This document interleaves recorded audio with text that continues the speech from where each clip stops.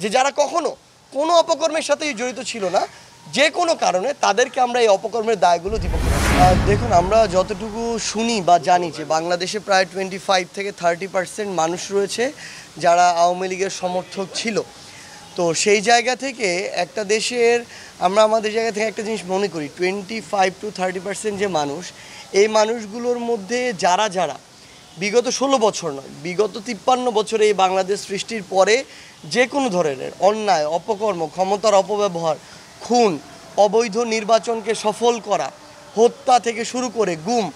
এইরকম যে কোনো অপরাধের সাথে যারা যুক্ত ছিল তাদের প্রত্যেকেরই তদন্ত সাপেক্ষে বিচার হওয়া উচিত এবং এই বিচারের সর্বোচ্চ শাস্তিটা বাস্তবায়ন হওয়া উচিত। এবং তাদের আসলে বাংলাদেশে আমরা মনে করি আমাদের জায়গা থেকে রাজনীতি করার কোনো অধিকার থাকতে পারে না। কারণ তাদের এই অপকর্মগুলোই 16 বছরে খুনি হাসিনাকে স্বৈরাচারী হাসিনা বানিয়েছে, ফ্যাসিস্ট হাসিনা বানিয়েছে,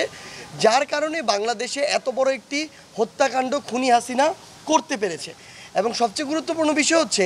খুনি হাসিনা কিন্তু এই আওয়ামী লীগ, ছাত্রলীগ, যুবলীগ নামক প্ল্যাটফর্মগুলোকে ব্যবহার করেই এই হত্যাকাণ্ডটি করেছে। তাই আমরা আমাদের জায়গা থেকে মনে করি যে খুনি হাসিনা এবং এই যে প্ল্যাটফর্ম আওয়ামী লীগ, যুবলীগ, ছাত্রলীগ, এই প্ল্যাটফর্মগুলোর বাংলাদেশে রাজনীতি করার কোনো অধিকার নেই।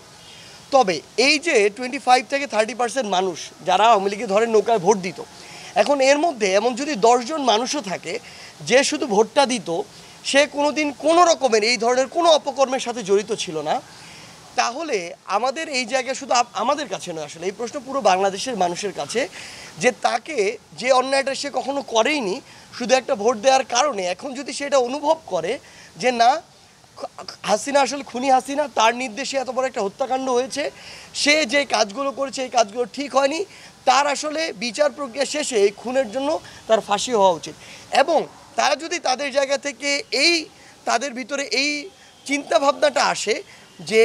আসলে আওয়ামী লীগ এতদিন যা করে এসেছে এটা বাংলাদেশের রাজনীতি ছিল না, এটা ছিল ক্ষমতা পিপাসু রাজনীতি এবং রক্তের রাজনীতি, সেখান থেকে বের হয়ে এসে তারা যদি নিজেদেরকে সংশোধন করতে চায় এবং নতুন বাংলাদেশ নিয়ে যারা কাজ করুক, সেটা যে কোনো রাজনৈতিক দল হতে পারে,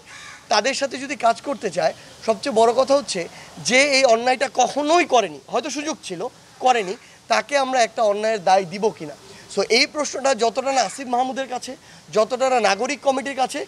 তার চেয়ে বেশি হচ্ছে বাংলাদেশের মানুষের কাছে। সো আমরা আমাদের জায়গা থেকে মনে করি বাংলাদেশের মানুষের কাছে আপনারা গিয়ে এই পারসেপশনটা নিয়ে আসুন যে যারা কখনো কোনো অপকর্মের সাথেই জড়িত ছিল না,